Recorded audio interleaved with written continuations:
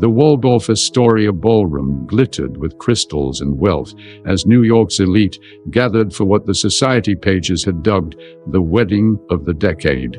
Alexander Reid, tech magnate and CEO of Reid Innovations with an estimated net worth of $7.2 billion, stood at the altar in a custom Tom Ford tuxedo. At 45, Alexander had the confident posture of a man accustomed to controlling every variable in his life. His salt and pepper hair was precisely trimmed, his jawline sharp enough to cut glass.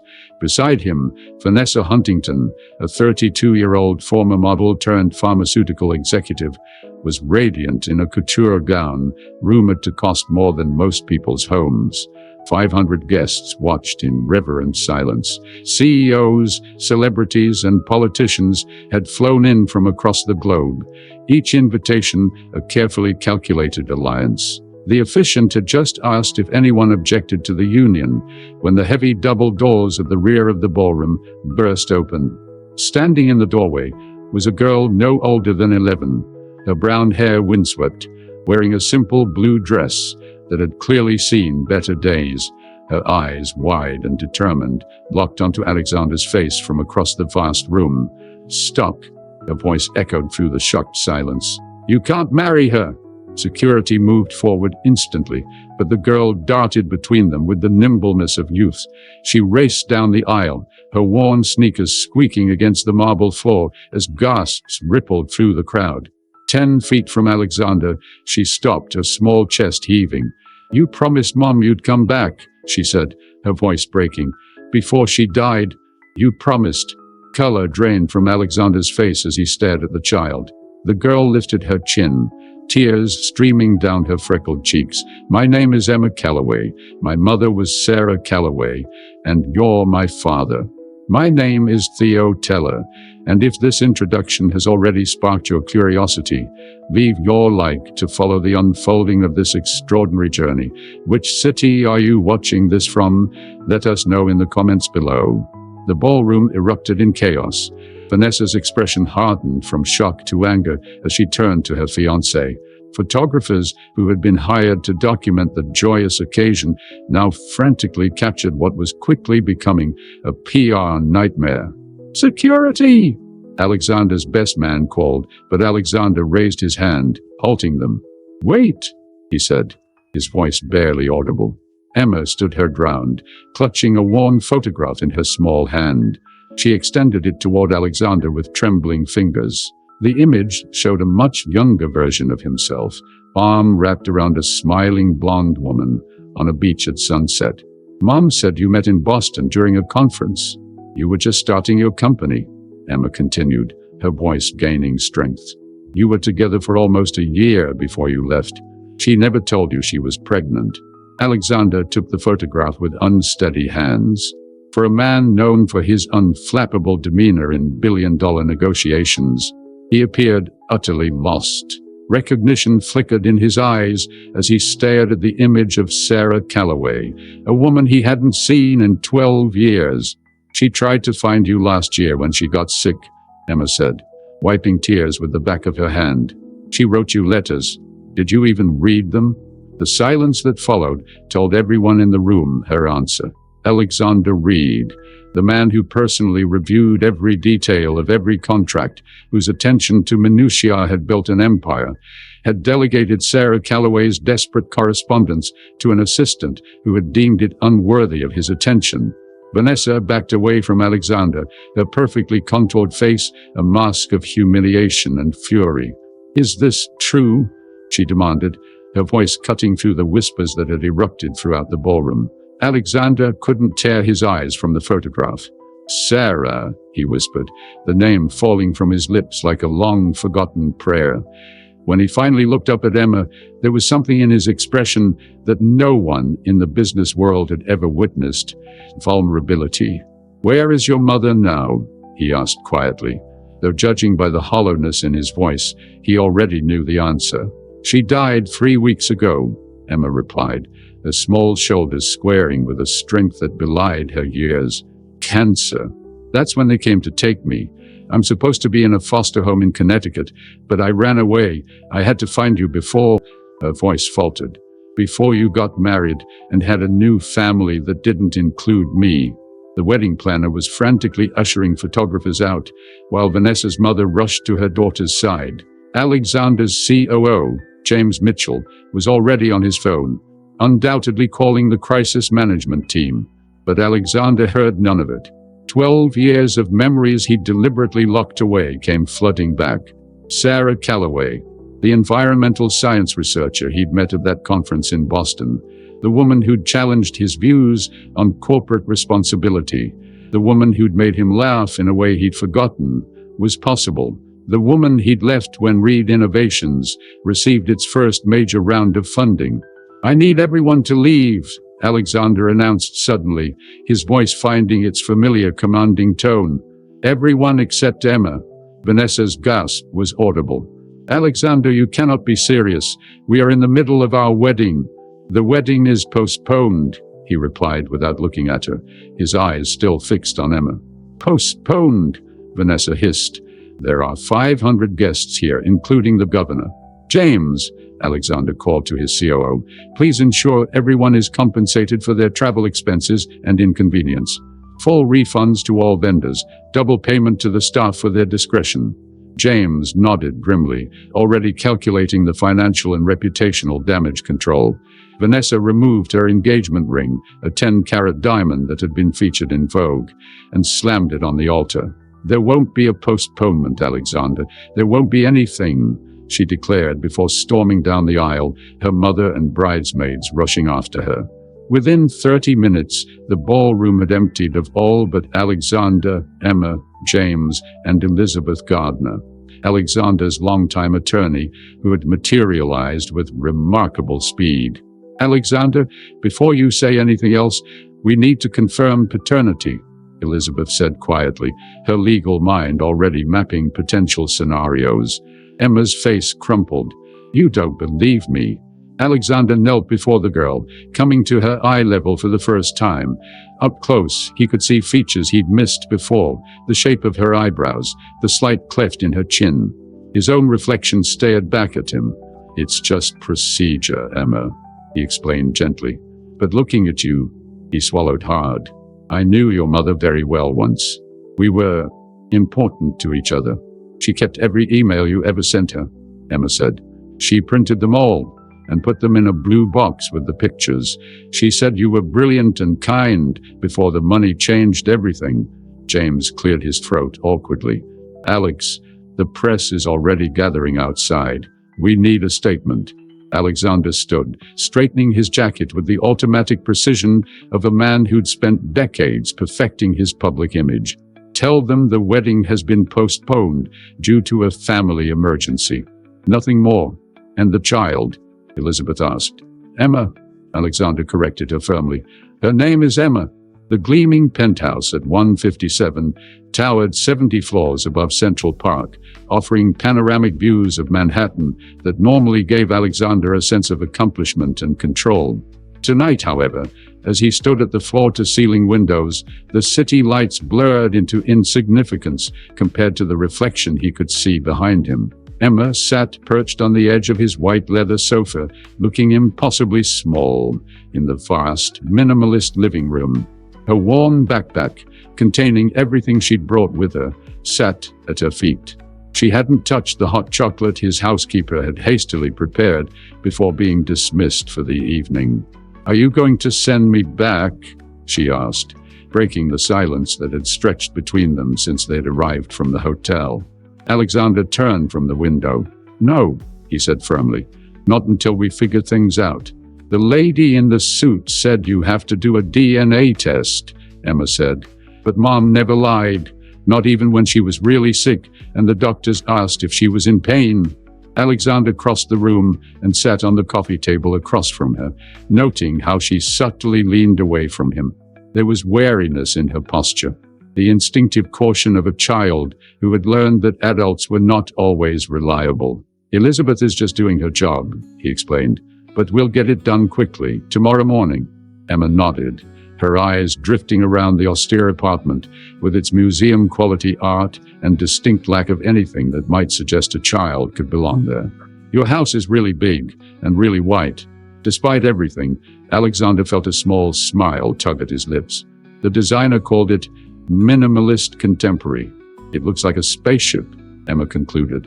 The assessment was so unexpected and so accurate that Alexander felt a rush of something he hadn't experienced in years. Genuine, unplanned laughter. The sound seemed to startle them both. His phone vibrated for perhaps the 100th time that evening. Without looking, he knew it would be Vanessa or his PR team, or one of the countless people whose carefully orchestrated worlds had been upended by Emma's appearance. He silenced it again. "Did you read any of Mom's letters?" Emma asked, her voice small but direct. Alexander felt shame burn through him. "No," he admitted. "My assistant, she sorts my correspondence. Personal letters often don't reach me." "She sent 7, Emma said. "I helped her write the last 3 when her hands shook too much. She didn't want to ask you for money or anything. She just thought you had a right to know about me before she died." The simple statement hit Alexander like a physical blow. Sarah had been dying, struggling to secure her daughter's future, while he had been planning an elaborate wedding to a woman he now realized he barely knew beyond her social connections and compatible lifestyle. "Emma, I'm sorry," he said, the words feeling wholly inadequate. "If I had known, would you have come?" she challenged, her eyes suddenly fierce with a need for truth. "Would you really have come back for her? For us?" Alexander wanted to say yes immediately, to assure this child, his child, that he would have done the right thing. But something in Emma's direct gaze demanded honesty. 12 years ago, probably not, he admitted, the truth bitter on his tongue. "I was building my company. Everything else was," he searched for the right word, "secondary." Emma's shoulders slumped slightly, but her expression showed more resignation than surprise. "That's what Mom thought too. She said you were always going to change the world. She just didn't think there'd be room for us in it." Alexander felt something crack inside him, a hairline fracture in the careful fortifications he'd built around his emotions over decades of single-minded ambition. "But now," Emma continued, "would you have come if you'd gotten the letters now?" The question hung between them, weighted with possibilities and paths not taken. Before he could answer, his phone buzzed again, this time with Elizabeth's specific ringtone. DNA testing arrangements, undoubtedly. He ignored it. "I'm not sure who I am anymore if I'm not the person who would have come," he finally said. The answer was raw, unrehearsed, qualities that Alexander Reid, business titan, never allowed himself in public. Emma studied him, her expression unreadable. Then, with the straightforward acceptance that sometimes only children can manage, she reached for the hot chocolate and took a sip. "It's cold now," she observed. "I can make more," Alexander offered, surprising himself. He couldn't remember the last time he'd personally prepared food or drink for anyone, including himself. "Do you even know how?" Emma asked skeptically. Alexander paused, realizing she had a point. "No, but I can learn." And for the first time, Emma's expression softened slightly. "Mom said you were a fast learner. She said that's why you got so rich so quickly. Did she tell you a lot about me?" Alexander asked cautiously. Emma nodded. "Every birthday. And sometimes when I asked. She never said bad things, even though..." She trailed off, then straightened her shoulders. "Even though she had reasons to." The morning sunlight streamed through the penthouse windows, casting long shadows across the marble floor. Alexander stood in his home office, phone pressed to his ear, speaking in the hushed, authoritative tone he reserved for non-negotiable directives. "I don't care about the press speculation, James. No statements beyond what we've already released." He paused, listening. "The DNA results are none of their business. Yes, I'm aware the board is concerned. Tell them I'll address everything at tomorrow's emergency meeting." In the kitchen, Emma sat at the island counter pushing cereal around in her bowl, while Alexander's housekeeper, Mrs. Rodriguez, fussed over whether she might prefer something else for breakfast. The woman had arrived at 6 a.m., clearly briefed on the situation and making a valiant attempt to appear unfazed by the presence of a child in her employer's meticulously organized home. "I'm fine with cereal," Emma assured her, though she had barely eaten 3 bites. Her eyes kept drifting to the hallway where Alexander had disappeared 30 minutes earlier, immediately after a courier had delivered an envelope that clearly contained the expedited DNA test results. Alexander ended his call and stood motionless for a moment, staring at the document in his hand, the scientific confirmation of what he had already known in his heart. Emma Calloway was his biological daughter. 99.99998% certainty. His eyes lingered on the comparison charts, the genetic markers they shared, highlighted in blue, tangible, irrefutable evidence of his connection to Sarah, and to the child who had appeared like a ghost from his past. He took a deep breath and walked back to the kitchen, where Emma immediately straightened, her eyes searching his face. "I've asked Mrs. Rodriguez to take the day off," he announced, his voice gentler than his usual boardroom tone. The housekeeper looked surprised, but nodded, gathering her purse. "I've stocked the refrigerator, Mr. Reid. There are child-appropriate snacks and—" "Thank you, Maria," Alexander interrupted with a rare use of her first name. "That will be all for today." When they were alone, Alexander placed the envelope on the counter and sat across from Emma. For a moment, neither spoke. "It's positive, isn't it?" Emma finally asked, her voice small but steady. Alexander nodded. "Yes, you are my daughter." Emma's shoulders relaxed fractionally, as though some part of her had been bracing for rejection, despite her confidence in her mother's honesty. "What happens now?" It was the question Alexander had been asking himself through a sleepless night. What did happen when a 45-year-old billionaire suddenly discovered he had an 11-year-old daughter? A man whose calendar was scheduled in 15-minute increments for months in advance, whose life had no room for unexpected dinner plans, let alone parenthood. "Now we get to know each other," he said simply, "and we make arrangements for your future." Emma's face fell slightly. "Arrangement sounds like what Mom's lawyer talked about. Foster care and stuff." Alexander realized his corporate language had failed him. "That's not what I meant," he clarified quickly. "I meant arrangements for you to live here, with me." Emma's eyes widened. "Really? But your job and your fiancée?" Alexander grimaced slightly at the mention of Vanessa. Their last conversation had been brief and cutting. She'd made it clear that raising another woman's child was not part of the life she had envisioned for herself. "Vanessa and I are no longer engaged," he said. "And as for my job, I'm the CEO. I make the rules." For the first time, a tentative smile appeared on Emma's face. "Mom said you were stubborn when you made up your mind about something." "She was right," Alexander confirmed, returning the smile with a hesitant one of his own. "I've already contacted the best family law attorney in New York. We're filing for immediate custody." Emma's smile faded. "What about all my stuff, my school, Mom's things?" Alexander realized belatedly that in his methodical approach to solving the problem, he had overlooked the emotional aspects. Emma had lost her mother, her home, and everything familiar to her in the span of a few weeks. "We'll go to Connecticut," he decided. "Today, we'll pack whatever you want to bring here, and we can put anything else in storage until we figure out a more permanent solution." "Really?" Emma looked at him with the first genuine spark of hope he'd seen in her eyes. "Really," he confirmed. "We can leave as soon as you're ready." Stories like this remind us of the power of second chances and unexpected connections. If you believe in the transformative power of these moments, consider subscribing to not miss our next journey. Within an hour, they were in the back seat of Alexander's chauffeured Bentley, heading north out of the city. Emma sat with her hands folded in her lap, occasionally pointing out landmarks she recognized from her journey into Manhattan. "How did you find me?" Alexander asked, realizing he still didn't know how she had tracked him down or made her way to the wedding alone. "Mom kept a file," Emma explained. with newspaper articles about you and printouts from Google. After she died, I found your wedding announcement in the New York Times. It had the date and place. But how did you get to the Waldorfs? You said you ran away from a foster home in Connecticut.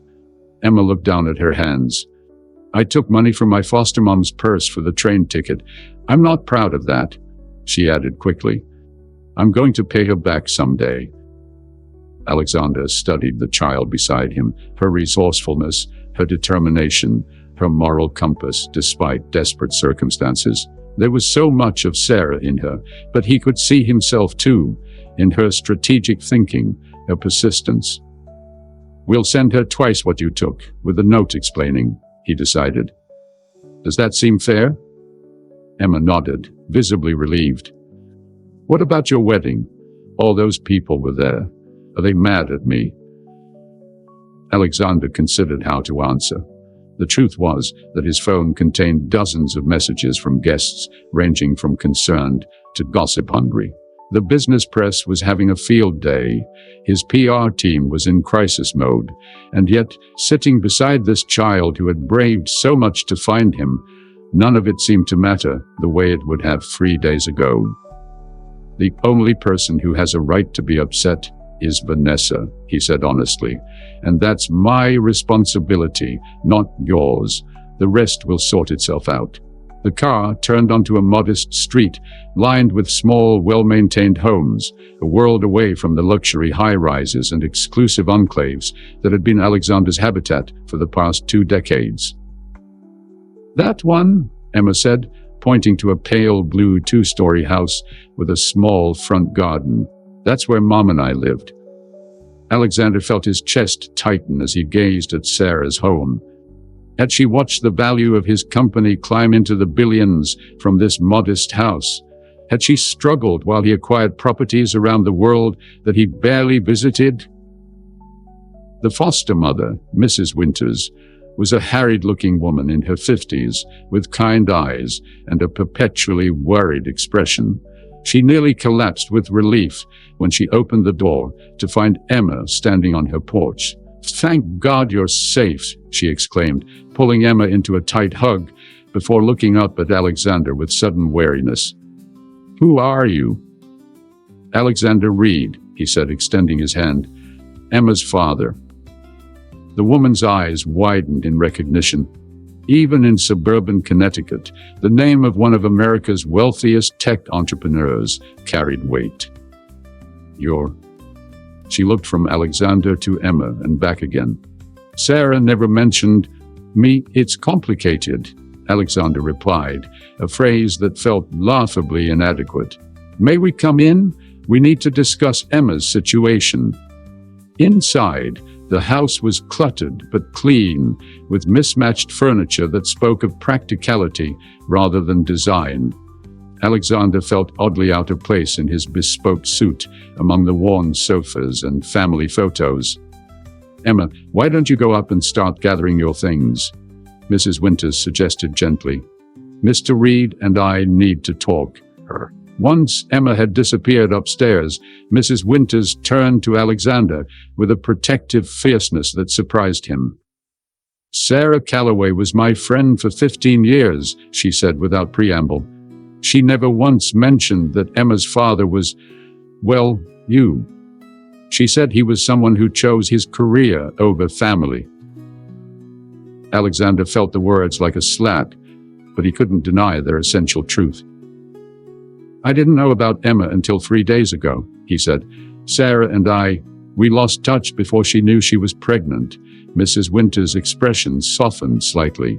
"That does sound like Sarah. She was fiercely independent, refused help even when she needed it most." "I've filed for custody," Alexander said directly. "I have a team handling the legalities, but I wanted to come personally to collect Emma's belongings and to see where she's been living."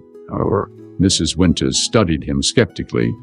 "With all due respect, Mr. Reid, parenting isn't something you can delegate to a team. Emma's been through hell.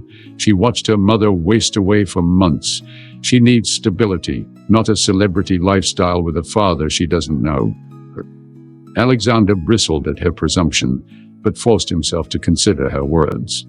This woman cared about Emma. She knew more about being a parent than he did.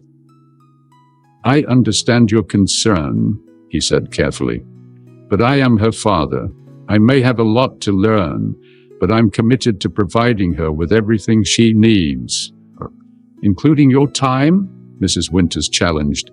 "Sarah always said Emma's father was brilliant but married to his work. A child needs more than a trust fund and a nanny, Mr. Reid." Before Alexander could respond, Emma appeared at the foot of the stairs with a small suitcase and a stuffed rabbit tucked under her arm. The toy looked well-loved, its fur worn in places. "I got my clothes and some books," she said, "but Mum's things are still at our house. The landlord said we had until the end of the month to clear everything out." Alexander nodded. "We'll go there next." Mrs. Winters knelt before Emma. "You call me any time, okay? Day or night?" She shot a pointed look at Alexander before hugging the girl tightly. "I'm just a phone call away." As they prepared to leave, Alexander impulsively turned to Mrs. Winters and handed her his personal business card, not the standard corporate one his assistant distributed, but the one with his private number that fewer than a dozen people possessed. "Thank you," he said simply, "for taking care of her, and for your honesty." Mrs. Winters seemed surprised but nodded, tucking the card into her pocket. The blue house was still and silent when they arrived. A neighbor, who had been watching the property since Sarah's death, let them in with a spare key, giving Alexander a curious look, but asking no questions. Emma moved through the small home with practiced familiarity, leading Alexander through rooms filled with modest furniture and personal touches. Photos of Emma at various ages lined the walls. Emma blowing out birthday candles, Emma in a school play, Emma and Sarah at a beach. Alexander's throat tightened as he studied them, a chronicle of moments he'd missed, a life that had continued without him while he'd been chasing acquisitions and market share. "Mom's room is this way," Emma said, opening a door to a simply furnished bedroom. She walked to the closet and pulled out a worn blue shoebox from the top shelf. "This is where she kept everything about you." Alexander took the box with unsteady hands and sat on the edge of the bed. Inside were dozens of printouts, news articles about Reid Innovations' rise, interviews he'd given to tech magazines, photos from charity galas. And underneath, bound with a faded ribbon, a stack of emails printed on paper that had yellowed with age. "She saved them all," Emma said, sitting beside him, "even after you stopped writing back." Alexander pulled out one of the emails, dated 13 years ago. "Sarah, I'm sorry about last night. The investors are pressuring me to focus exclusively on the company launch. I need to postpone our weekend trip. I'll make it up to you soon. Alex."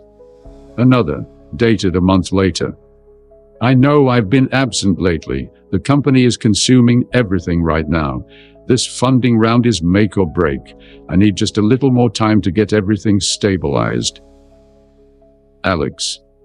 And the final one, "I think we both know this isn't working. You deserve someone who can give you the time and attention you deserve. I can't be that person right now. Maybe someday when things are different, but I can't ask you to wait for a someday that might never come. Alex." Alexander remembered writing that email at 3 a.m. in his first San Francisco office, running on caffeine and adrenaline, convinced he was doing the noble thing by setting her free rather than acknowledging the simpler truth, that he was choosing his ambition over her. At the bottom of the box was a small velvet pouch. Alexander opened it, and a simple silver bracelet fell into his palm. The clasp was broken. "Mom always wore that," Emma said quietly. "She said it was the only gift you ever gave her." Alexander remembered the bracelet. He'd bought it on impulse at a street fair they'd visited together in Boston, before Reid Innovations, before the billions, before the life he'd constructed became more important than the people in it. "I was supposed to get it fixed for her birthday," Emma continued, her voice catching. But then she got too sick and I forgot, and now... Alexander gently closed his hand around the broken bracelet. We'll get it fixed, he promised. And you can keep it to remember her. Emma nodded, wiping away tears. Can we take her pictures too? And her quilt? She made it herself. We'll take anything you want, Alexander assured her, and we can come back for the rest before the end of the month.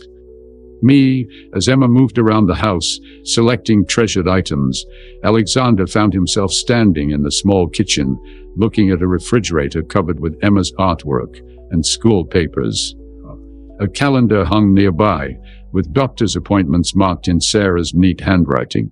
The last entry 3 weeks ago simply read, hospice, final arrangements. The magnitude of what Sarah had faced alone, raising their child, battling cancer, planning for Emma's future without him, hit Alexander with crushing force. He had been worth billions on paper, while Sarah had faced the ultimate challenges of life and death with only her modest resources and indomitable spirit. His phone rang. James calling again about the board meeting, no doubt, but Alexander silenced it without looking. For perhaps the first time in his adult life, something mattered more than business. Alexander sat in the back of his Bentley, Emma asleep beside him, her head resting against the leather seat.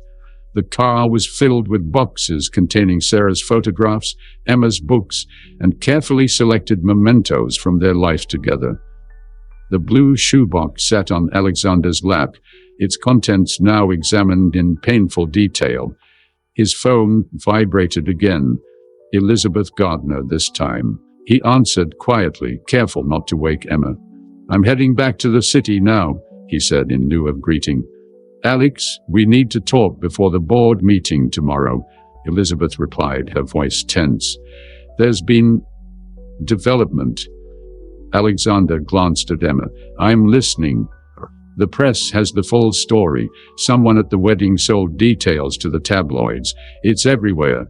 Billionaire's secret love child crashes wedding. Your stock dropped 8% today. 8%. Nearly $2 billion in market value. A week ago, such news would have sent Alexander into crisis mode. Now, looking at his sleeping daughter, the number seemed abstract, meaningless. There's more, Elizabeth continued when he didn't respond. Vanessa is threatening to sue for emotional distress and public humiliation, and the Connecticut Department of Children and Families is questioning the custody filing. They're concerned about the suddenness of your claim and your suitability as a guardian. That got his attention. My suitability. You work 80-hour weeks, Alex. You have no experience with children. Your lifestyle is not exactly family-oriented. They're arguing that Emma might be better off with a foster family that can provide stability while maintaining some relationship with you. Alexander felt a surge of protectiveness that surprised him with its intensity. That's not going to happen. It might not be your choice, Elizabeth said gently. Sarah apparently named her friend, the foster mother, as Emma's guardian in her will. It wasn't legally binding since you're the biological father, but it will carry weight with family court. Alexander looked out the window at the passing Connecticut landscape, processing this new information. Sarah wanted Emma to stay with Mrs. Winters. Apparently so. Because she didn't think I'd want Emma, he said quietly. Or because she didn't think I'd be good for her. Elizabeth's silence was answer enough. What's your honest assessment? Alexander asked, surprising them both with the question. In business, he rarely sought others' opinions, preferring to trust his own judgment. Elizabeth was quiet for a moment. Legally, we have a strong case for custody. Biologically, she's yours. Financially, you can provide opportunities no foster parent could match. But, Alexander prompted, but parenting isn't a business acquisition, Alex. You can't throw money at it and expect optimal results. It's a fundamental lifestyle change. Emma needs time, attention, consistency, things you've never prioritized." The truth of her words stung, but Alexander couldn't deny them. He glanced at Emma, still asleep beside him. In just a few days, this child had turned his carefully structured world upside down. Could he really reorganize his entire existence around her needs? Should he? "What if Sarah was right?" he asked quietly. "What if I'm not what Emma needs?" "That's something only you can answer," Elizabeth replied. "But you need to be honest about it, with yourselves and with Emma. She's already lost her mother. Whatever you decide, she can't afford to lose you too, once you've let her into your life." Alexander ended the call as the car approached the outskirts of Manhattan. Emma stirred beside him, blinking sleepily. "Are we back in New York?" she asked, sitting up and looking out at the skyline appearing in the distance. "Almost," Alexander confirmed. "We should be home in about 20 minutes." Home. The word felt different now, laden with new meaning and responsibility. "I have to go to a meeting tomorrow," he said, "with my company's board of directors. They're concerned about some recent developments." "Because of me?" Emma asked perceptively. Alexander considered sugarcoating the truth, then decided against it. "Partially, yes. When public companies experience unexpected events, it can affect their stock value. But it's my job to handle that, not yours to worry about." Emma looked down at her hands. "Mrs. Winters said I could stay with her, if it's too complicated for you to have me." The simple statement, delivered with such resignation, made Alexander's chest ache. This child had already accepted the possibility of rejection, had braced herself for it, because that's what experience had taught her to expect from him. "Is that what you want?" he asked carefully. "To stay with Mrs. Winters?" Emma shrugged, still not meeting his eyes. "She's nice. She knows me. She was Mom's friend." "That's not what I asked," Alexander said gently. "I asked what you want, Emma." She finally looked up at him, her eyes bright with unshed tears. "I want to get to know my dad," she whispered, "but I don't want to mess up your lives." Alexander had negotiated billion-dollar deals, faced down hostile corporate raiders, and rebuilt failing companies from the ground up. But nothing had prepared him for the weight of this moment, the responsibility of this child's vulnerable heart in his hands. "You are not messing up my life," he said firmly. "You're changing it. And maybe it needed to change." The car pulled up in front of his building, where several photographers were waiting. News traveled fast in New York. "Mr. Reid," they called as the driver opened the door. "Is it true she's your daughter? Did you know about her? What about your fiancée?" Alexander instinctively moved to shield Emma from their cameras, but she straightened her shoulders and faced them directly, a gesture so reminiscent of Sarah that it nearly took his breath away. "We don't have to talk to them," Alexander told her quietly. "Mom said sometimes you have to face things head-on," Emma replied, "even when it's scary." Alexander studied her face, this child who had Sarah's courage and, perhaps, some of his own determination. Before he could respond, his phone rang again. His assistant's name flashed on the screen, undoubtedly with more crises requiring his immediate attention. Alexander looked at the phone, then at Emma, then at the waiting photographers. In that moment, he made a decision that would reshape the trajectory of his life. He silenced the phone without answering. Then, he took Emma's hand in his.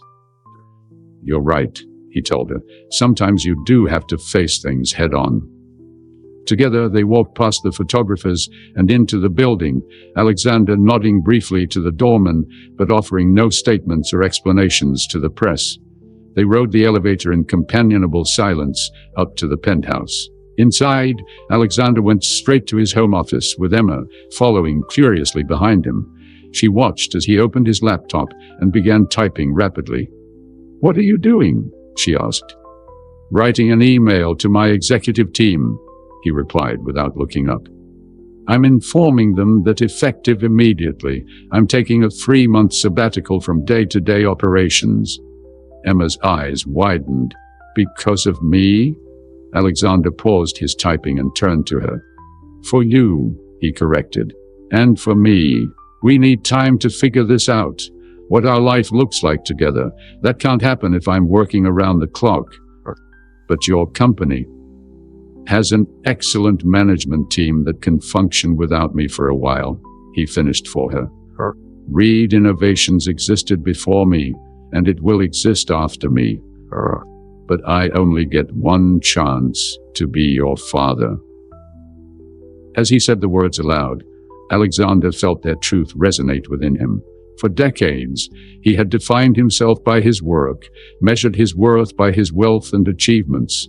But sitting in Sarah's modest house, seeing the life she had built for their daughter, with far fewer resources but much more presence, had shaken something loose inside him. The board won't be happy, he added with a small smile, but sometimes that's the cost of doing what matters most. Emma studied him with an expression that seemed too wise for her 11 years. Mum said you were the smartest person she ever met, but sometimes smart people miss the obvious things. Alexander felt a bittersweet pang at the mention of Sarah, at the realization that she had spoken of him to their daughter with generosity despite his absence. What obvious thing am I missing now? He asked. Emma looked around the vast, impersonal penthouse with its museum-quality art and unused spaces. That all of this doesn't matter if you're alone. Out of the mouths of babes, Alexander thought. In 6 simple words, Emma had articulated the hollow truth at the center of the empire he had built, a truth he had been running from for years, burying himself in acquisitions and expansions rather than connections. Your mother was wise to make sure you got her common sense rather than my tunnel vision, he said with a rueful smile. She said I got your stubbornness, Emma countered, a ghost of a smile touching her lips. That too, Alexander agreed. He finished the email and hit send before he could reconsider. Now, should we order dinner? I'm afraid my cooking skills are non-existent. Mom taught me to make spaghetti, Emma offered hesitantly. I could show you, if you want to learn. Alexander thought of his state-of-the-art kitchen that had never been used for anything more complicated than brewing coffee. He thought of the 5-star restaurants where he regularly dined, the private chefs he could hire with a single phone call. None of it appealed to him as much as the prospect of making spaghetti with his daughter. I'd like that very much, he said. Morning light filtered through the floor-to-ceiling windows of Alexander's penthouse, casting long shadows across the kitchen, where father and daughter sat across from each other at the island counter. Between them lay a legal document, the custody agreement Elizabeth had negotiated with the Connecticut Department of Children and Families after a tense 3-hour meeting. So this means I definitely get to stay with you? Emma asked, studying Alexander's face for confirmation. Alexander nodded. Yes, we've been granted temporary custody while the court evaluates our case. In 6 months, if everything goes well, it becomes permanent. And I still get to visit Mrs. Winters sometimes? Once a month at minimum, Alexander confirmed. She was your mother's closest friend. She should remain part of your lives. The arrangement had not been Alexander's first choice. His instinct had been to fight for sole, immediate custody with no strings attached. But Elizabeth had counseled compromise, and after reflecting on Sarah's wishes, he'd agreed. Mrs. Winters represented a connection to Emma's life with her mother, a continuity that Alexander couldn't provide. Emma seemed satisfied with this answer, but then her expression grew serious. What about school? My old school is in Connecticut. It was a question Alexander had been expecting. There are several excellent private schools in Manhattan, he began. I've had my assistant arrange for... I don't want to go to a fancy school, Emma interrupted, surprising him. I liked my old school. I had friends there. Alexander paused, Recalibrating. Another lesson in parenting. Don't assume you know what your child wants. The commute would be nearly 2 hours each way, he said reasonably. I could go to a regular public school here then, Emma suggested. One where kids are just normal. Alexander couldn't remember the last time he'd heard the word normal used as a positive qualifier. In his world of exceptional achievers and outliers, normalcy was something to transcend, not embrace. Is that important to you? He asked, genuinely curious. Being around normal kids, Emma nodded emphatically. At Mom's funeral, this rich kid from my class came with his parents. He kept asking weird questions about what it was like to not have a swimming pool, and if I'd ever been on a private plane. I don't want to be the poor kid at a rich school. Alexander considered this perspective, one that would never have occurred to him. You wouldn't be the poor kid anymore, he pointed out gently, but I'd be the new kid with the weird story, Emma countered. The girl whose mom died and whose dad is... She trailed off. A billionaire? Alexander supplied. Famous, Emma corrected. Kids might pretend to like me because of that, or their parents would want to meet you. The insight was startlingly mature. Alexander studied his daughter with new appreciation for her social awareness. I'll look into the public schools in this district, he promised. If they're good, we can consider them along with the private options. Fair? Emma nodded, apparently satisfied with the compromise. Alexander's phone vibrated. The temporary nature of their custody agreement had come with conditions, including a mandatory meeting with a family therapist to evaluate their adjustment. The appointment was in 1 hour. We should get ready to go, Alexander said, standing from the counter. Dr. Levine's office is uptown. Emma looked apprehensive. Is she going to ask a bunch of questions about my feelings? Probably, Alexander admitted. But she's evaluating both of us, not just you. She wants to make sure I'm... He searched for the right words. A good dad? Emma suggested. Learning to be one, Alexander amended. It's a skill I'm still developing. This earned him a small smile from Emma. Mom said you were always a fast learner. Alexander felt the now familiar pang whenever Sarah was mentioned, a complex mixture of gratitude for her generosity and how she'd portrayed him to their daughter, and profound regret for what could have been. An hour later, they sat in Dr. Levine's warmly decorated office. The therapist was a woman in her 50s with calm eyes and an unreadable professional expression. She'd asked to speak with each of them separately first, starting with Alexander, while Emma waited in an adjoining room with books and art supplies. Mr. Reid, Dr. Levine began, I'd like to understand how you're approaching this transition. 3 weeks ago, you didn't know you had a daughter. Today, you're restructuring your life around her. That's a seismic shift. Alexander nodded, acknowledging the understatement. It is. What's been the most challenging aspect so far? She asked. Alexander considered the question seriously. Recognizing that I can't approach parenthood the way I approach business, he finally said. I can't optimize it, or delegate it, or scale it. It requires me to be present in a way I haven't had to be for decades, probably. Dr. Levine made a brief note. And how are you managing that requirement? I've taken a sabbatical from my company, 3 months, possibly more. That's a significant professional sacrifice, she observed. Alexander shook his head. It shouldn't be considered a sacrifice to spend time with your child. The fact that I initially saw it that way indicates how skewed my priorities have been.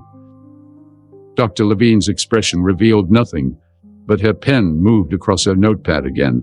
What do you hope for in your relationship with Emma? The question caught Alexander off guard. In business, he always had clear objectives, 5-year plans, benchmarks for success. But with Emma, I want her to feel secure. he said slowly, thinking as he spoke. To know she's not alone. I want to earn her trust, since I haven't done anything to deserve it yet. He paused. I want her to know that while I wasn't there for the beginning of her life, I will be there for the rest of it. Those are admirable goals, Dr. Levine said, but I notice they're all about what you can give Emma. What do you hope to receive from this relationship? Alexander hadn't considered this perspective. What did he hope to gain personally from being a father? It seemed almost selfish to consider. I'm not sure that's relevant, he replied carefully. Emma has lost her mother. My role is to provide stability, not to seek personal fulfillment. Dr. Levine leaned forward slightly. Mr. Reid, parenting isn't a one-way transaction. It's a relationship. Healthy relationships involve mutual benefit. If you approach fatherhood as purely sacrificial, you risk burnout or worse, resentment. The suggestion that he might come to resent Emma seemed preposterous to Alexander, but he recognized the professional experience behind Dr. Levine's warning. I suppose, he began hesitantly, I hope to gain a perspective I've been missing. Emma already sees the world differently than I do. There's wisdom in that. He paused again. And maybe a connection I didn't realize I needed. Dr. Levine nodded. That's a start. Now tell me about Sarah. The abrupt change of subject caught Alexander off guard. What about her? Emma has lost her mother. How do you plan to help her maintain that connection while building your own relationship with her? It was a question Alexander hadn't fully considered. I've kept all of Sarah's things that Emma wanted. Photos, mementos. Beyond objects, Dr. Levine pressed. How will you keep Sarah's memory alive? Her values, her perspectives. I barely knew who Sarah became after we parted, Alexander admitted. She was a different person than the woman I knew 12 years ago. Then perhaps that's something you and Emma can discover together, Dr. Levine suggested. Learning who Sarah was could be a bond between you. The idea resonated with Alexander, a way to connect with Emma through honoring her mother. I'll try, he promised. After speaking with Emma privately, Dr. Levine brought them together for the final portion of the session. I'd like to suggest an exercise, she said. Something for you to work on between now and our next meeting. Emma looked dubious, and Alexander found himself sharing her skepticism. He'd never been one for therapeutic exercises. I want you to create a family museum together, Dr. Levine continued. Find a space in your home, a shelf, a wall, a table, and curate it with objects that tell your family story. Emma can contribute items that represent her life with Sarah. Alexander, you might include things from your past. And perhaps you can find objects that represent your new life together. Emma's expression shifted from doubt to interest. Like the photos from Mom's house and her bracelet. Exactly, Dr. Levine confirmed. The process of selecting these items and sharing their stories can help build understanding between you. Alexander thought of the sterile minimalism of his penthouse, the designer furniture selected for aesthetics rather than comfort, the abstract art chosen for investment value rather than personal meaning. The idea of a family museum filled with meaningful clutter seemed foreign to his carefully controlled environment, which was precisely why it might be exactly what they needed. We'll do it, he decided, surprising himself with his enthusiasm for the idea. As they left Dr. Levine's office and walked to the car, Emma seemed thoughtful. She wasn't as nosy as I thought she'd be, she finally said. Alexander smiled slightly. What did you talk about when I wasn't in the room? Emma shrugged. Mom, mostly. And what it's like living with you. She asked if I felt safe and comfortable. And do you? Alexander asked, suddenly anxious about her answer. Emma considered this seriously. Your apartment feels like a hotel, she said frankly, but you're trying really hard. I can tell. It wasn't quite the ringing endorsement Alexander might have hoped for, but her honesty was refreshing. "It does feel like a hotel, doesn't it?" he agreed. "Perhaps we should change that." "We could start with the family museum thing," Emma suggested. "We could indeed," Alexander agreed. "But first, I believe we have another appointment." Emma looked confused. "We do." "School tours," Alexander explained. "I've arranged for us to visit 3 auctions this afternoon, 2 private and 1 public. You can judge for yourself which environment feels right." Emma's face lit up with surprise. "Really? I get to choose?" "Within reason," Alexander qualified. "Education is important, but so is your comfort and happiness." As they settled into the car, Alexander's phone rang. It was James, his COO, undoubtedly with more updates about the company's stock price or the board's concerns. For the first time in his professional life, Alexander hit decline without a moment's hesitation. Some calls could wait. The school tours couldn't. It was a small decision, but it represented a seismic shift in priorities that would have been unthinkable to him just a week earlier. As the car pulled away from the curb, Alexander glanced at Emma, who was looking out the window at the city with cautious optimism. In her profile, he could see echoes of Sarah, the determined set of her jaw, the thoughtful furrow of her brow. But there was something of himself there, too. A resilience, a capacity for adaptation. Perhaps they would both learn something from this unexpected new chapter. Perhaps in finding each other, they had each found exactly what they needed, just when they needed it most. 3 weeks later, Alexander stood at the edge of his penthouse living room, surveying the transformation. The austere, museum-like space had undergone a remarkable evolution. Emma's school books were stacked on the coffee table. A colorful throw blanket, selected during their first shopping trip together, was draped over the formerly pristine white sofa. And most significantly, the family museum now occupied the built-in shelving unit that had previously displayed abstract sculptures valued in the 6 figures. The sculptures had been relocated to his office. In their place were photographs of Emma growing up, Sarah's worn copy of To Kill a Mockingbird, with her notes in the margins, the silver bracelet Alexander had given her, now repaired, and a collection of small items Emma had deemed important. A seashell from a beach vacation with her mother, a science fair ribbon, a small ceramic bird Sarah had kept on her bedside table. Alexander had contributed fewer items. His life had been remarkably devoid of sentimental objects, but he'd added his first company business card, printed at a copy shop when he couldn't afford proper ones, a photograph of his parents, long deceased, and a stone paperweight Sarah had given him when they were together. "Do you think Mom would like it?" Emma asked, appearing beside him. She was dressed for school in the uniform of Madison Avenue Public School, her surprising choice, after touring all 3 options. She'd explained that the private schools felt too perfect, and that she wanted normal kids with normal problems. Alexander considered her question seriously. "I think she would be pleased that we're honoring her memory," he said carefully. "But more importantly, she'd be happy to see you settling in."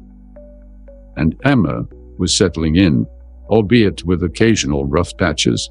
The first week had been the hardest. Adjustments to a new school, a new home, a new routine. There had been tears and frustration on both sides. Alexander had discovered that his negotiation skills, honed in boardrooms worldwide, were often useless when faced with an 11-year-old's griefs and anxiety, but they were finding their rhythm. Alexander had hired a part-time housekeeper who could be there when Emma returned from school on days when he needed to go to the office. He'd rearranged his schedule to be home by dinner every evening and had learned, with much trial and error, to cook basic meals. He'd even joined the parent association at Emma's school, much to the surprise of the other parents who recognized the tech billionaire in their midst. "The board meeting is today, isn't it?" Emma asked as she gathered her backpack. Alexander nodded, impressed by her memory. "Yes, the quarterly meeting with full financial review. Are they still mad about the stock price? Alexander smiled slightly. Emma had absorbed an impressive amount of business terminology in their conversations. The stock has recovered most of its value, he explained. Our fundamentals remain strong. But yes, some board members are concerned about my reduced role.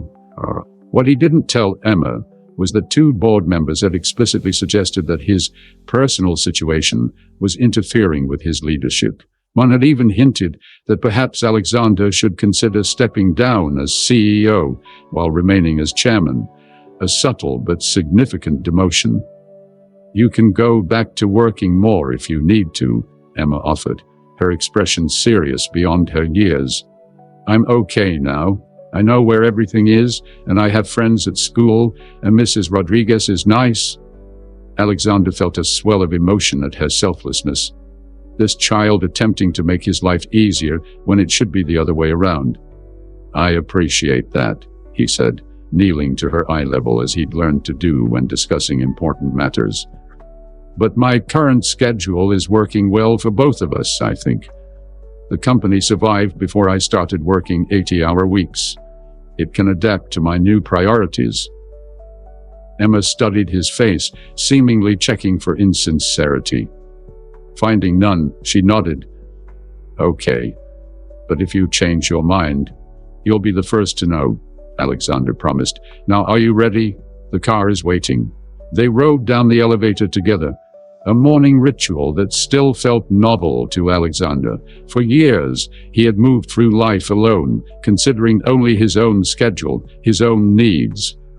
The simple act of coordinating their departures each morning represented a fundamental shift in his existence. Remember, I have soccer practice after school, Emma said as they exited the building. Mrs. Rodriguez will pick me up. And I'll be home by 6:30 for dinner, Alexander confirmed. It's my night to cook. They had established a rotation. Alexander cooked 3 nights a week. They ordered in 3 nights, and once a week, Mrs. Rodriguez prepared a meal before leaving. Please don't make the chicken thing again, Emma pleaded with a theatrical grimace. Alexander laughed. His first attempt at roasted chicken had been memorably disastrous. No chicken. I was thinking pasta. Pasta is hard to mess up, Emma agreed with the brutal honesty of childhood. They had reached the corner where they would part ways, Emma to the waiting SUV that would take her to school, Alexander to the office 8 blocks away. He had taken to walking when weather permitted, finding the time useful for organizing his thoughts before the workday began. Good luck with your board meeting, Emma said, giving him a quick, slightly awkward hug, a recent development in their physical rapport that Alexander treasured. Good luck with your math test, he returned, having reviewed her multiplication tables with her the previous evening. As he watched the SUV pull away, Alexander felt the now familiar mixture of emotions that characterized his new life. Concern for Emma's well-being, pride in her resilience, and lingering amazement that he was responsible for this small human being. In his office 20 minutes later, Alexander reviewed the quarterly financials one last time before the board meeting. Reid Innovations remained profitable, though growth had slowed slightly during his reduced schedule. Nothing catastrophic, nothing that couldn't be addressed with strategic adjustments. Elizabeth arrived with coffee and her characteristic efficiency. The board is assembling in the conference room, she reported. Prescott and Winters are already making noise about leadership stability. Alexander had expected as much. Lawrence Prescott and Harold Winters were the most conservative members of the board, focused exclusively on shareholder value and traditional corporate structure. They're entitled to their concerns, Alexander replied mildly, but they might be surprised by today's presentation. Elizabeth raised an eyebrow. Surprised how? Alexander smiled slightly. I've been doing some thinking about the company's future direction. The board meeting began precisely on schedule, with all 12 members present either in person or via secure video conference. Alexander opened with the standard quarterly review: revenue, expenses, market position, competitor analysis. The numbers were solid, if not spectacular, and he acknowledged the slight growth reduction head-on. "As you're all aware, I've reduced my working hours to accommodate personal responsibilities," he said, addressing the elephant in the room. "This has necessitated delegation of certain functions I previously handled personally." Lawrence Prescott, a venture capitalist who had been with the company since its second funding round, leaned forward. "Alexander, while we all sympathize with your situation, the market doesn't care about personal circumstances. Our growth rate has dropped 4 percentage points year over year. That's concerning." Alexander nodded, acknowledging the point. "It is, but it's also an opportunity to evaluate whether our previous growth trajectory was sustainable or desirable." A murmur ran through the room. Harold Winters frowned. "Desirable? We're a publicly traded company. Growth is our mandate." "Growth is one mandate," Alexander corrected. "But at what cost? Our attrition rate last quarter was 23%. Our employee satisfaction metrics have been declining for 3 years. Our corporate social responsibility initiatives are among the weakest in our sector." "No, we're not a charity," Prescott said dismissively. "We're a technology company with a fiduciary responsibility to our shareholders." Alexander leaned forward, his expression intent. "When I founded this company, I had a vision beyond quarterly returns. I wanted to create technology that improved people's lives. Somewhere along the way, we became so focused on metrics and market share that we lost sight of that purpose." The room had gone very quiet, all eyes fixed on Alexander. "What exactly are you proposing?" Elizabeth asked, though her slight smile suggested she had an inkling. Alexander activated the presentation he had prepared. "A strategic realignment," he said, "one that balances growth with sustainability, profit with purpose. I'm proposing a 4-day workweek pilot program, expanded parental leave, and allocation of 5% of profits to our Foundation for Technological Education in underserved communities." The reactions around the table ranged from shock to outrage to cautious interest. Prescott looked as though he might have a stroke. "This is absurd," he sputtered. "You can't seriously expect us to approve measures that will directly impact our bottom line because you've suddenly discovered work-life balance." Alexander remained calm. "I expect you to consider measures that will position us for long-term success rather than short-term gains. Employee burnout costs us millions in lost productivity and recruitment. Turnover disrupts projects and institutional knowledge, and our reputation as an employer directly affects our ability to attract top talent." "These changes would be significant," Elizabeth noted, playing her role as the voice of moderation. "Perhaps a phased implementation." Alexander nodded. "That's reasonable. I've outlined a 3-year transition plan in the proposal." For the next 2 hours, the board debated the merits and risks of Alexander's proposal. As expected, Prescott and Winters led the opposition, while others gradually warmed to at least portions of the plan. By the meeting's end, they had reached a compromise. A modified version of Alexander's proposal would be developed for final approval at the next meeting. As the board members filed out, some congratulating Alexander on his vision, while others muttered about corporate socialism, Prescott lingered behind. "This isn't over, Alexander," he said quietly. "You're letting personal sentiment cloud your judgment. Reid Innovations has thrived because of its focus and discipline. If you can't maintain that, perhaps it's time to consider a leadership change." Alexander met the man's gaze steadily. "My judgment isn't clouded, Lawrence. If anything, it's clearer than it's been in years. We built something remarkable here, but we've been running it according to an outdated playbook. The world is changing, Employees want meaning, not just money. Customers want responsibility, not just innovation. Touching speech, Prescott replied sarcastically. Save it for your next TED Talk. The board won't approve this radical shift, not without a fight. Then we'll have a fight, Alexander said simply. But consider this. I still own 28% of this company's stock. I have relationships with most of our major clients that predate your involvement. And I've generated considerable goodwill with the employees you seem to think are interchangeable resources. Do you really want to challenge me on this? Prescott's expression darkened, but he said nothing more as he exited the conference room. Elizabeth approached once they were alone. That was unexpected, she said mildly. 3 months ago, you would have sided with Prescott on every point. 3 months ago, I was a different person, Alexander replied. Or perhaps I was just disconnected from the person I was meant to be. Elizabeth studied him curiously.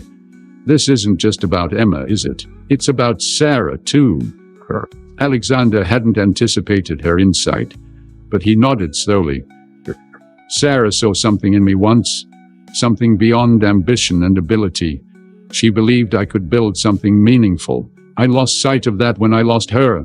And now I have a second chance to get it right, Alexander said, not just as Emma's father, but as the leader I always claimed to be.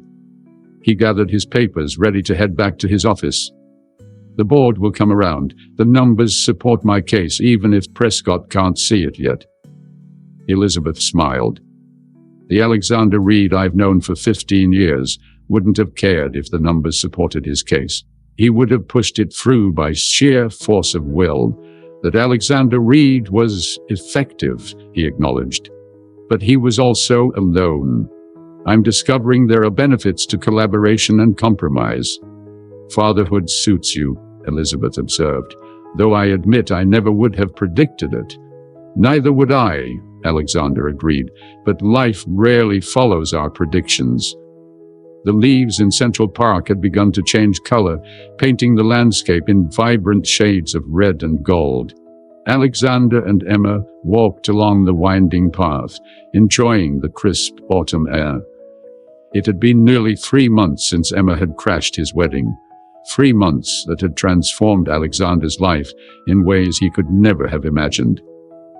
Do you think Mrs. Winters will like the pictures? Emma asked, referring to the photo album they had compiled, documenting Emma's first months in New York. Their monthly visit to Connecticut was scheduled for the following day. I'm sure she will, Alexander replied. She cares about you very much. She'll want to see that you're happy here. I am, Emma said simply, kicking at a pile of fallen leaves. Most of the time, anyway. Alexander had learned to appreciate Emma's honesty about her feelings. They had established a routine where, at dinner each night, they would share the best and worst moments of their day, a suggestion from Dr. Levine that had become a treasured ritual. Only most of the time, he prompted gently. Emma shrugged. I still miss Mom a lot. Sometimes I wake up and forget she's gone just for a second. And then I remember all over again. Alexander nodded, understanding the persistent nature of grief. That's normal. From what Dr. Levine tells us, the pain doesn't go away, but we learn to carry it differently. Yeah, Emma agreed. Like it's in a backpack instead of squishing you flat. The metaphor was so apt that Alexander found himself smiling despite the somber topic. That's exactly right. They continued walking until they reached the Alice in Wonderland statue, a favorite spot of Emma's in the park. She climbed onto the bronze mushroom beside the Mad Hatter, a familiarity to her movements that spoke of multiple visits. Alexander sat on a nearby bench, watching as she balanced carefully on the sculpture. 3 months ago, his instinct would have been to tell her to get down, to worry about safety and propriety. Now, he recognized the importance of calculated risks in childhood, of learning one's own boundaries. His phone vibrated in his pocket. Elizabeth's name appeared on the screen. The board vote on his proposed changes was scheduled for Monday, and she had been working behind the scenes to secure enough support. He answered quickly. "Tell me you have good news," he said by way of greeting. "Depends on your definition of good," Elizabeth replied. "Hernandez and Chen are now firmly in our corner. With their votes plus yours, we have a slight majority." "But," Alexander prompted, hearing the qualification in her voice, "but Prescott isn't giving up. He's been meeting with institutional investors, suggesting that your personal distractions are impacting your judgment. There's talk of a possible shareholder revolt if the new initiatives affect quarterly returns." Alexander watched Emma, who had moved to the Cheshire Cat, carefully maintaining her balance. "Let him try," he said calmly. "Our strongest growth quarters historically were when employee satisfaction was highest. I have the data to prove it." "This isn't just about data for Prescott," Elizabeth warned. "It's about control. He sees your transformation as a threat to the company culture he's comfortable with." "Then perhaps that culture needs to evolve," Alexander replied. "Did you distribute the employee survey results?" "Yes, and they're compelling. 87% support the 4-day workweek pilot. 92% believe enhanced benefits would reduce turnover." "Include those figures prominently in Monday's presentation," Alexander instructed. "And Elizabeth, thank you. I know these changes weren't what you expected when you joined Reid Innovations." "Actually," she said, her voice warming, "they're exactly why I joined. I believed in your vision for technology that improves lives. I just didn't expect it would take a family crisis for you to remember that vision yourselves." After ending the call, Alexander continued watching Emma, who had now joined a group of children playing an improvised game of tag around the statue. She had made the transition to her new school with remarkable resilience, quickly forming friendships despite her unusual circumstances. Her teachers reported that she was bright and engaged, though occasionally prone to daydreaming, a trait Alexander suspected she had inherited from Sarah, who had always been able to lose herself in thought. The custody evaluation was proceeding well. Dr. Levine's reports had been positive, noting the healthy attachment forming between father and daughter. The Connecticut authorities seemed satisfied with the arrangements, particularly after Alexander had demonstrated his commitment by adjusting his work schedule and creating a stable home environment. There were still challenges, of course. Emma sometimes withdrew into periods of sadness that Alexander couldn't reach. She occasionally tested boundaries with flares of defiance that left him bewildered. And he still struggled with the mundane aspects of parenthood. School permission slips, appropriate clothing for various activities, the social dynamics of playdates. But they were finding their way together, day by day, stumble by stumble. "Dad!" Emma called, using the term that had only recently replaced Alexander in her vocabulary. "Can we get hot chocolate?" He checked his watch. They had time before dinner. "Sure. The usual place?" She nodded eagerly. "With extra marshmallows." "Is there another way to have hot chocolate?" He responded with mock seriousness, earning a giggle from Emma as she raced back to him. They walked to the small cafe at the edge of the park that had become a regular weekend stop. The barista recognized them, greeting Emma by name and asking about her school project on ecosystems. As they settled at a small table with their drinks, Alexander marveled at how quickly they had established routines and rituals. Weekend walks in the park, hot chocolate at this cafe, movie nights on Fridays, visits to the Museum of Natural History on rainy Sundays, the countless small patterns that, woven together, created the fabric of family life. "Oh!" Emma exclaimed suddenly. "I forgot to tell you. Ms. Peterson wants to meet with you next week." Alexander frowned slightly. "Your teacher? Is everything okay?" "It's not bad," Emma assured him quickly. "She wants to talk about the science fair. She thinks my project could be entered in the citywide competition." Pride swelled in Alexander's chest. Emma had inherited his aptitude for science, it seemed. A project comparing biodegradation rates of different materials had been her own concept, though he had helped her refine the methodology. "That's wonderful news," he said sincerely. "I'll email her to set up a time." Emma grinned, marshmallow foam dotting her upper lip. "If I win, do I get to miss school for the state competition?" "Let's focus on the city level first," Alexander suggested pragmatically, though he found himself already mentally rearranging his schedule to accommodate a potential trip to Albany. As they finished their hot chocolate and headed back toward home, Emma grew uncharacteristically quiet. Alexander had learned to recognize the signs of something weighing on her mind. "Everything okay?" he asked, casually, as they waited for the light to change at Fifth Avenue. Emma hesitated, then asked, "Do you ever miss her? Mom, I mean."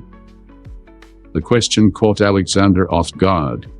He had been so focused on helping Emma process her grief that he had rarely spoken of his own feelings about Sarah. "Yes," he answered honestly. "Not in the same way you do, of course. But I miss knowing she's in the world. I miss the person she was when I knew her, and I regret not knowing the person she became." Emma nodded thoughtfully. "She kept a journal.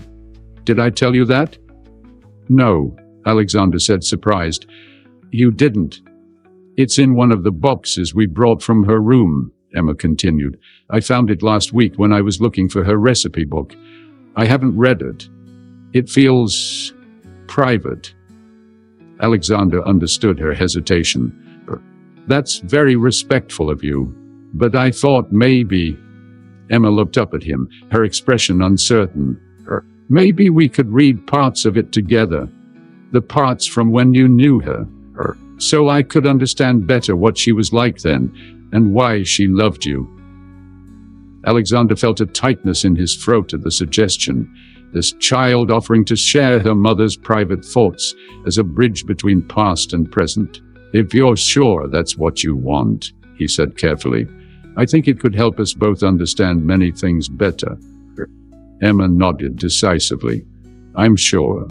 Mom always said that understanding was more important than comfort. That's why she answered all my questions, even the hard ones." It was precisely the sort of wisdom Alexander remembered from Sarah. Her unflinching commitment to truth, her belief that knowledge was always preferable to ignorance, no matter how painful. "Your mother was very wise," he said as they continued walking. "She said you were the smartest person she ever met," Emma replied, "but that sometimes you thought too much with your brain and not enough with your heart." Alexander laughed softly. "She was right about that too." "She'd be surprised now," Emma said confidently. "You're much more hearty these days." "Hearty?"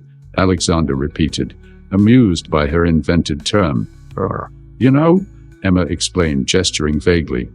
"Less robotish." "I'll take that as a compliment," Alexander said, smiling. Back at the penthouse, Emma headed to her room to call a school friend, while Alexander prepared dinner, a skill he had been steadily developing with mixed results. Tonight's attempt was a simple pasta dish that even his limited culinary abilities could manage. As he chopped vegetables, his mind returned to his conversation with Elizabeth. The board vote on Monday would be a defining moment for Reid Innovations. For years, he had shaped the company in his own image, efficient, driven, focused relentlessly on growth and innovation. Now he was proposing a fundamental shift in priorities, one that reflected his own personal transformation. He recognized the risk. Prescott wasn't wrong that the changes might affect short-term profitability. Shareholders had grown accustomed to Reid Innovations' aggressive growth trajectory. Adjusting expectations would require finesse and persuasion, but Alexander had never been more certain of a business decision. The company could be both profitable and humane.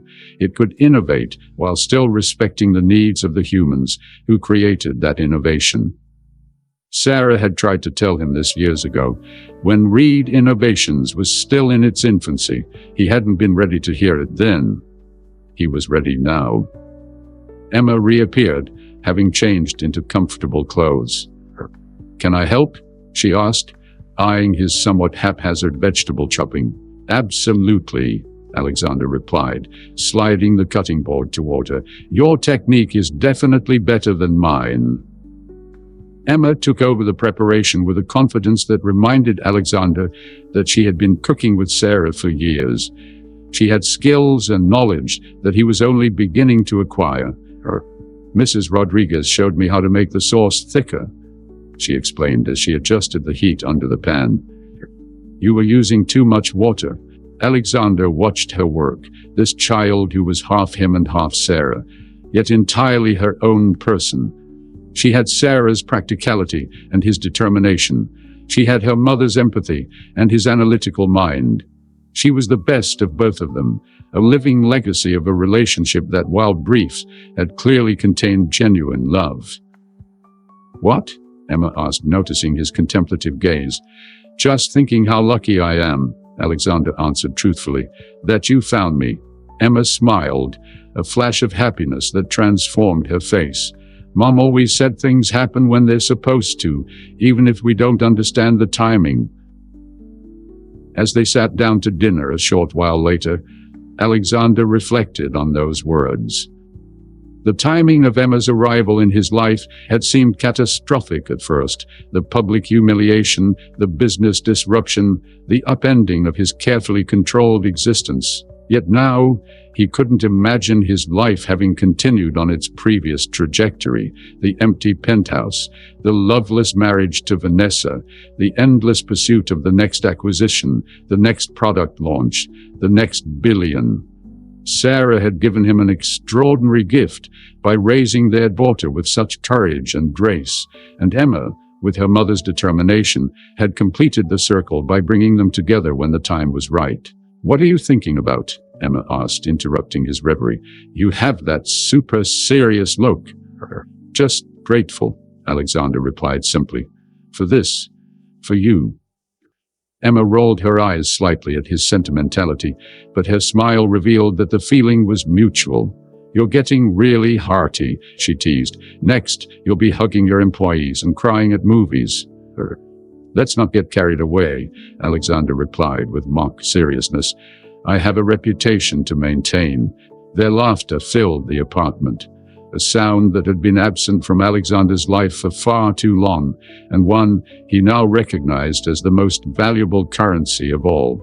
6 months to the day after Emma had burst into Alexander's wedding, they stood together on the balcony of his, now their, penthouse, watching the sunset paint the Manhattan skyline in hues of gold and amber. The official custody hearing had concluded that morning, with the judge granting Alexander permanent legal guardianship of Emma. What had begun in chaos and upheaval had transformed into something neither of them could have predicted: a family. "So it's official now?" Emma asked, leaning against the railing. At 11.5, she seemed to grow taller by the day, her features maturing in ways that sometimes caught Alexander by surprise. Official," he confirmed with a smile, "though it's been real for months now." Emma nodded thoughtfully. "It feels like I've been here forever sometimes, and then other times, it feels like I just got here yesterday." Alexander understood exactly what she meant. The past 6 months had unfolded in that paradoxical way time has, simultaneously stretching and compressing, racing and crawling. "Mrs. Winters seemed happy at the hearing," Emma observed. "I was worried she might be sad." "I think she's pleased to see how well we're doing together," Alexander replied, "and she knows she's still an important part of your lives." The relationship with Mrs. Winters had evolved into something unexpectedly positive. She visited New York monthly, and Emma spent one weekend every 6 weeks in Connecticut. Alexander had even found himself consulting her occasionally on parenting challenges, appreciating her practical wisdom and deep knowledge of Emma's history. The judge asked a lot of questions about your work, Emma said, shifting topics in the way she often did, another trait Alexander had come to recognize as distinctly Sarah's. He wanted to be sure I was balancing my responsibilities appropriately, Alexander explained, that I could be both a CEO and a father. It was a balance he was still refining, but the fundamental shifts he'd initiated at Reid Innovations had begun to bear fruit. The 4-day workweek pilot program had launched in the marketing and design departments with promising initial results. Employee retention had improved, and preliminary productivity metrics showed no decline. In fact, there were indications of increased efficiency during the compressed schedule. The board had ultimately approved a modified version of Alexander's proposals. Prescott remained skeptical, but even he had been forced to acknowledge that the company's reputation had benefited from the initiatives. Reid Innovations had been featured in several major business publications as a leader in progressive workplace policies, attracting talent from competitors and generating positive publicity. "I've been thinking," Emma said, interrupting his thoughts, "about Mom's journal." They had been reading it together once a week, usually on Sunday evenings. The entries from Sarah's time with Alexander had revealed a woman deeply in love, but increasingly aware of the fundamental misalignment in their priorities. The journal had been painful reading at times, but illuminating for both of them.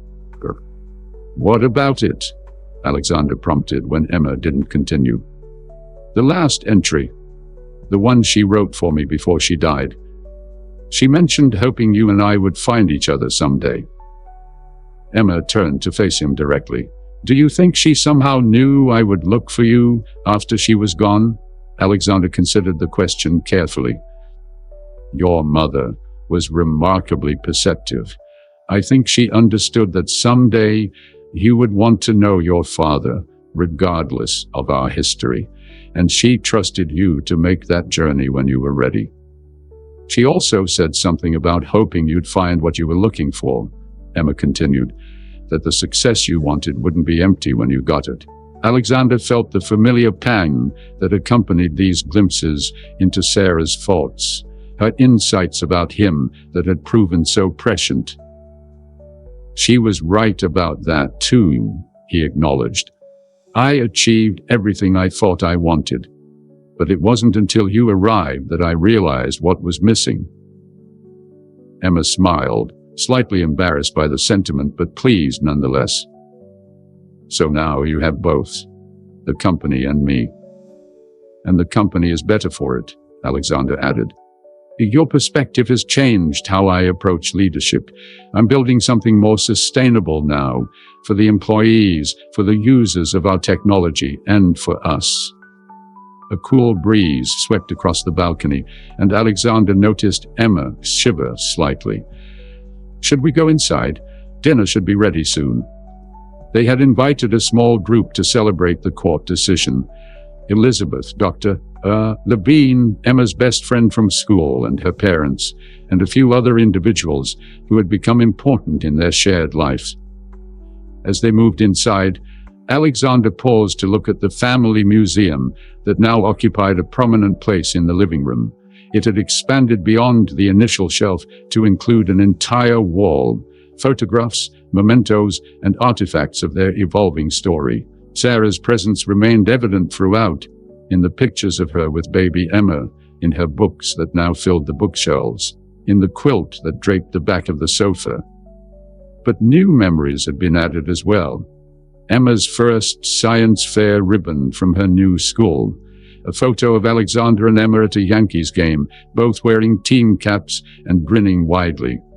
The playbill from the Broadway show they had attended to celebrate Emma's half birthday. Small markers of a life being built together, day by day. The doorbell rang, announcing their first guests. Emma rushed to answer it while Alexander moved to the kitchen to check on the catering. He had briefly considered cooking himself before acknowledging the limitations of his still developing culinary skills. Some battles weren't worth fighting, The evening unfolded with a warmth and ease that would have been unimaginable to Alexander a year earlier. His penthouse, once a showcase of wealth but rarely a home, buzzed with conversation and laughter. Emma moved among the guests with growing confidence, proudly showing her school friend the telescope Alexander had installed on the balcony for her growing interest in astronomy. Elizabeth cornered Alexander by the window, champagne flute in hand. "Quite the transformation," she observed, gesturing to the apartment and, by extension, to Alexander himself. "I barely recognize the place, or you, for that matter." Alexander smiled, acknowledging the truth in her assessment.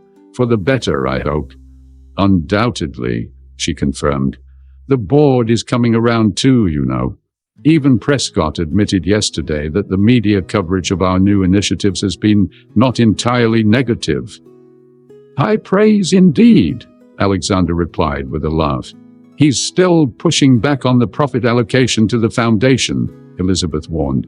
"Says 5% is excessive." "Indeed." Alexander watched Emma across the room, animatedly explaining something to Dr. Levine. "He'll adjust. The Foundation's first educational program launches next month. Once he sees the impact and the positive press, he'll come around." And the Reid Foundation's initial project focused on bringing technology education to underserved schools across the country, an initiative inspired partly by Emma's observations about the disparity in resources between her old school in Connecticut and the well-funded institutions in Manhattan. "You know," Elizabeth said, following his gaze to Emma, "when she first showed up at your wedding, I thought she would be the end of your career. Instead, she may have saved it, and you in the process." Before Alexander could respond, Emma appeared at his side, tugging at his sleeve.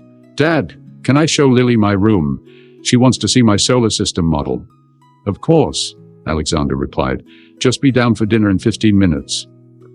As the girls raced off, Elizabeth raised an eyebrow.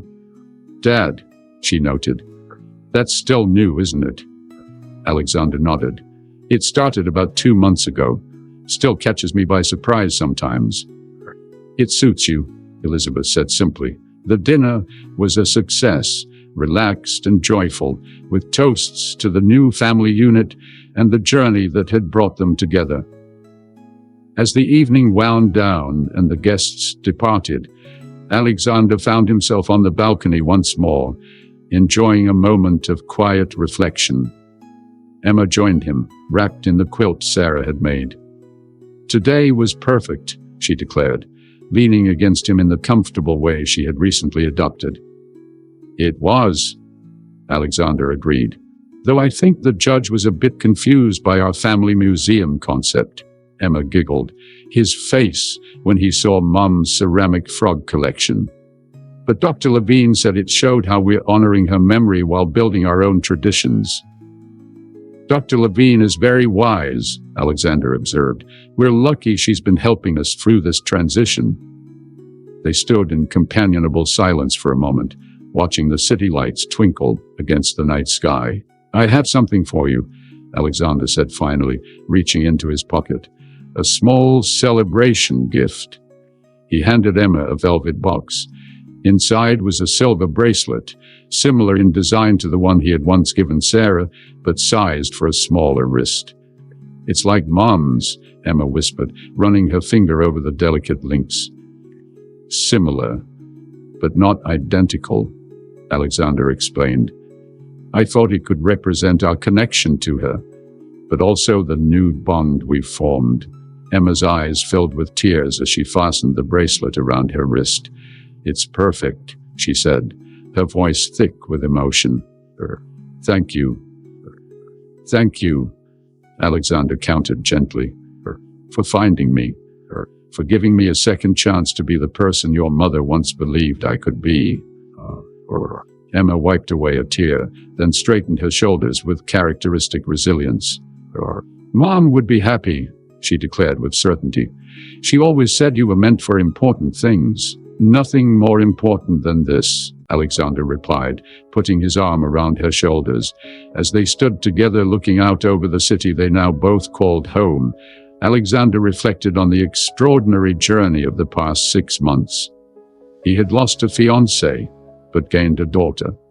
He had reconsidered his definition of success and rediscovered the purpose that had originally driven him to build his company. He had learned to make room in his life for someone else's needs, and discovered that in doing so, his own life had become immeasurably richer. It had not been easy. There had been missteps and misunderstandings, tears and frustrations on both sides. Parenting, Alexander had discovered, was the most challenging leadership role he had ever undertaken, and the most rewarding. There would be more challenges ahead. Emma would soon enter adolescence with all its complications. The custody arrangement, while now permanent, would continue to require nurturing the relationship with Mrs. Winters and honoring Sarah's memory. The company would face ongoing pressure to prioritize short-term profits over long-term sustainability. But standing there with Emma, Alexander felt a quiet confidence that they would navigate whatever came next. Together. "Look," Emma pointed suddenly to the sky. "A shooting star. Make a wish." Alexander watched as she closed her eyes tightly, her expression one of intense concentration. When she opened them again, she was smiling. "What did you wish for?" he asked. "Can't tell," she replied with mock seriousness. "Or it won't come true. Your turn." Alexander looked up at the night sky, contemplating what to wish for when he already had so much more than he had ever thought to want. Finally, he closed his eyes briefly, then opened them. "Well?" Emma prompted. "I wished for wisdom," he told her honestly, "to be the father you deserve." Emma rolled her eyes in the exaggerated way of pre-teens everywhere. "You're not supposed to tell me. Now it won't come true." "I think this one will," Alexander replied confidently, "because we'll make it happen together day by day." Emma considered this, then nodded her approval. "That works too." They stayed on the balcony a while longer, talking about Emma's upcoming science project and the weekend trip they had planned to visit Sarah's favorite hiking spot in Connecticut. Small plans and big dreams woven together into the fabric of their shared future. Later, after Emma had gone to bed, Alexander sat in his home office reviewing the quarterly reports one last time before tomorrow's presentation. The company was strong, its foundations solid despite the recent changes, or perhaps because of them. The path forward was clear, balancing innovation with responsibility, profit with purpose.